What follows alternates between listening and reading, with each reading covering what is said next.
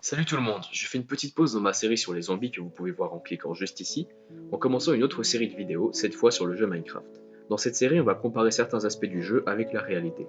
Contrairement à la série sur les zombies, vous pouvez voir ces vidéos dans n'importe quel ordre. Mais on commence avec les minerais. On commence par la définition. Un minerai est une roche contenant des minéraux utiles, en proportion suffisamment importante pour qu'on s'y intéresse, et qu'il faut transformer pour récupérer ces minéraux. On remarque déjà que dans Minecraft, cette définition n'est pas valable pour tous. Sur les 8 minerais présents, seuls le fer et l'or ont besoin d'être transformés. Il faut faire fondre ces minerais dans un four pour obtenir les lingots de fer ou d'or. Les autres se récupèrent directement. Le charbon, le lapis lazuli, la redstone, le diamant, l'émeraude et le quartz du nether n'ont pas besoin de transformation.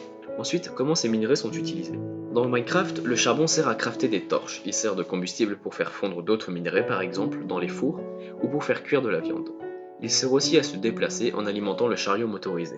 Dans la réalité, il sert aussi de combustible. Un peu moins d'un tiers des besoins énergétiques mondiaux sont couverts par le charbon. C'est le deuxième combustible fossile le plus utilisé pour la production d'électricité. Au début du 19e siècle et jusque dans les années 1950, la locomotive à vapeur qui a entre autres permis la conquête de l'Ouest américain était alimentée par du charbon ou du bois. Par contre, les torches au charbon, ça n'existe pas. À la place, on peut utiliser un combustible de la même famille, le pétrole. Dans le jeu, le minerai de fer doit être fondu dans un four pour donner un lingot de fer. Il sert essentiellement de matériau pour fabriquer des outils et des armures. En effet, le fer est utilisé 7500 ans avant Jésus-Christ, mais très rarement puisqu'on ne le connaissait que grâce à des météorites contenant du fer. On ne savait pas l'extraire directement. Vers 1000 ans avant Jésus-Christ commence l'âge du fer. Ce métal va alors être utilisé dans énormément de domaines, dont la fabrication d'armes et d'armures. Mais l'acier plus résistant est aussi utilisé. C'est un mélange de fer et de charbon, ce qu'on appelle un alliage. Dans Minecraft, l'or aussi doit être fondu pour obtenir un lingot. L'or peut être utilisé pour forger des outils ou des armures, mais le fer est beaucoup plus efficace dans ces domaines. L'or est surtout utilisé pour fabriquer des rails de propulsion, des montres ou des pépites d'or, qui augmentent l'efficacité des aliments. Allez savoir pourquoi. Dans la réalité, l'or est découvert très tôt, c'est l'un des premiers métaux connus, il est utilisé dès la fin de la préhistoire. En plus d'être très rare, l'or était associé au soleil. Ce métal servait donc de bijoux aux rois, aux empereurs et aux pharaons. L'or est aussi utilisé dans les premières monnaies, où il est mélangé à de l'argent pour former de l'électrum. C'est un des éléments qui poussa les Espagnols et les Portugais à conquérir le Nouveau Monde dès le début du XVIe siècle à la recherche de l'Eldorado, la mythique cité d'or. Aujourd'hui, l'or a une valeur extrêmement importante. En bourse, il sert d'indicateur et il reste un métal rare, symbole de luxe utilisé dans les bijoux, comme les montres. Le lapis lazuli est directement obtenu en minant un bloc de minerai. Il sert uniquement à teindre les objets en bleu. On peut même teindre directement un mouton. Dans la réalité aussi, le lapis lazuli est une pierre bleue dont on extrait le pigment outre-mer. Il y a 7000 ans déjà, les Sumériens, qui était un peuple qui habitait en Mésopotamie pendant l'Antiquité, la considérait comme une pierre les protégeant contre le mauvais sort. Ils l'utilisaient pour fabriquer des bijoux et il était confondu avec le saphir, une autre pierre bleue. Les Romains le considéraient comme un aphrodisiaque et au Moyen-Âge on pensait que le lapis lazuli avait des vertus médicinales. Au XIIIe siècle, il est utilisé comme pigment par les Perses pour la peinture et par les moines européens pour les enluminures. Dans le jeu, la redstone est utilisée comme un générateur et un conducteur d'électricité. Elle n'existe pas dans la vraie vie, mais peut-être que je ferai une vidéo spéciale sur ce qu'il est possible de faire avec cet item dans le jeu, et de quoi on peut le rapprocher dans la réalité. Pour l'instant, j'ai pas assez d'informations, d'ailleurs si vous en savez plus, n'hésitez pas à en parler dans les commentaires. Comme le fer et l'or, le diamant peut être utilisé pour fabriquer des outils ou des armures. Les objets en diamant sont les plus résistants et les plus puissants. On peut aussi l'utiliser pour fabriquer un jukebox ou une table d'enchantement. Dans la réalité, les diamants sont extraits depuis 3000 ans en Inde, où on les trouvait dans les cours d'eau. Les légendes sur cette pierre font d'abord de lui un ornement d'objets religieux. Pendant l'Antiquité, on pensait qu'il servait d'antipoison. On se rend compte de sa rareté et il devient une pierre précieuse.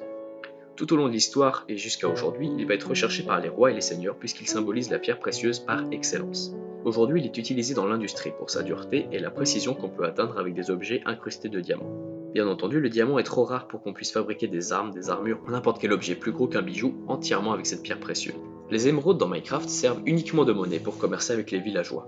En effet, les premières traces d'émeraudes remontent au 2e millénaire avant Jésus-Christ, à Babylone, une ville mésopotamienne.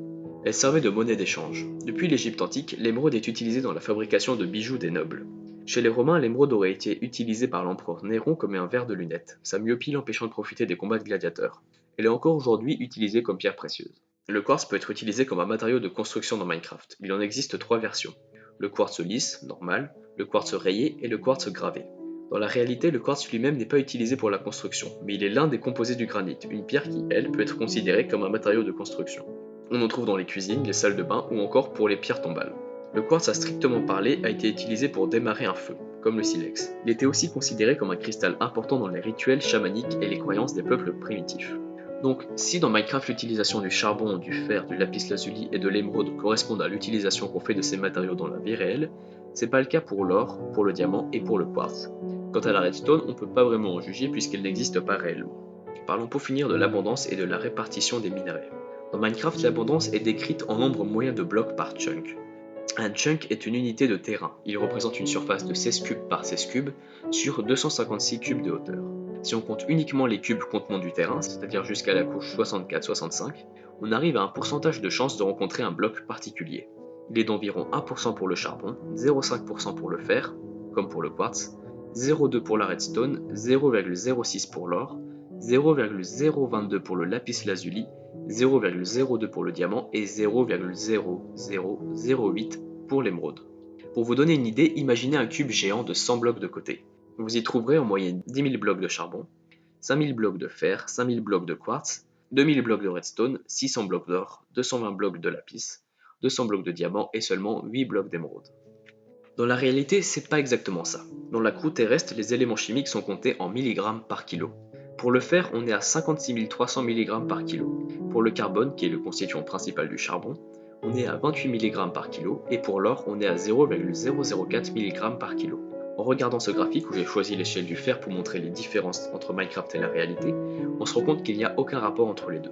Les développeurs ont choisi de répartir les minerais en fonction de leur utilité dans le jeu. C'est normal qu'il y ait beaucoup plus de charbon qu'en vrai, sinon il faudrait explorer des grottes pendant des heures juste pour trouver de quoi se faire une torche. On peut pas parler du quartz parce que c'est qu'un composant du granit, ni de la redstone puisqu'elle n'existe pas. Il nous reste donc à comparer les pierres précieuses, le lapis-lazuli, le diamant et l'émeraude. C'est très compliqué de parler de la rareté des pierres précieuses, on va donc évoquer leur prix. Il est dû en grande partie à la rareté de la pierre, mais aussi à d'autres facteurs, comme la pureté ou la taille. Mais comme on se contente d'avoir un ordre d'idée, ça suffira. Dans Minecraft, le lapis-lazuli et le diamant sont à peu près aussi rares, mais un minerai de lapis donne 4 gemmes. On peut donc dire que le diamant est 4 fois plus rare que le lapis-lazuli. L'émeraude, elle, est 25 fois plus rare que le diamant. Dans la réalité, pour parler des pierres précieuses en unité de mesure, on va utiliser le carat. Une pierre d'un carat signifie une pierre de 200 mg. Le lapis-lazuli coûte seulement environ 5 € le carat. Le diamant, lui, coûte autour de 4000 € le carat, soit 800 fois plus que le lapis. Et enfin, l'émeraude, autour de 1600 € le carat, 2,5 fois moins que le diamant. Donc pour les pierres précieuses non plus, il n'y a aucun rapport entre le jeu et la réalité, comme vous pouvez le voir avec ce graphique qui a été mis à l'échelle aussi.